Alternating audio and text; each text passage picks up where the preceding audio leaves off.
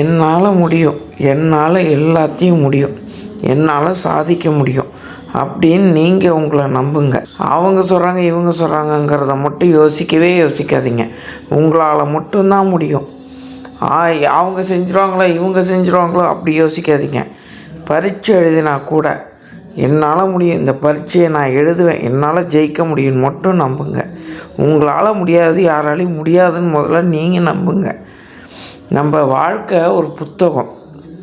நேற்றைய பக்கத்தை இன்றைக்கி நம்ம திருத்த முடியாது, ஆனால் இன்னைய பக்கத்தை இதோ வாழ்ந்துக்கிட்டு இருக்கோம்.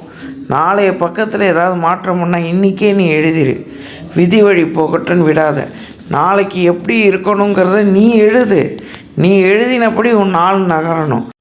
கடவுளோட அருளால் உனக்கு கரெக்டாக எல்லாம் போகுதுன்னு நினச்சிக்கோ.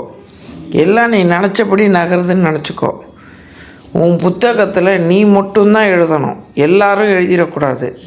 நீ எழுதி நீ அதை மாதிரி நடக்க பழகு. உன் புத்தகத்தை முடிவுரையும் நீயாக தான் இருக்கணும், ஆரம்பமும் நீயாக தான் இருக்கணும். உன் புத்தகத்தை நீ தான் மூடணும். உன் வாழ்க்கை புத்தகத்தை உன் கையால் நீ தான் மூடணும், யாரும் மூடக்கூடாது. நம்ம வாழணும், நல்லா வாழணும். அதுக்கு நாளைய பக்கத்தை நீ இன்றைக்கே திருத்தி எழுது. இந்த மாதிரி நான் எனக்கு அமைச்சுக்க போகிறேன், நான் இந்த மாதிரி எனக்காக வாழ போகிறேன் அப்படின்னு எழுது. சூரிய பகவானோட அனுகிரகத்தால், முருகனோட அருளால் எல்லாம் நல்லா நடக்கட்டும்.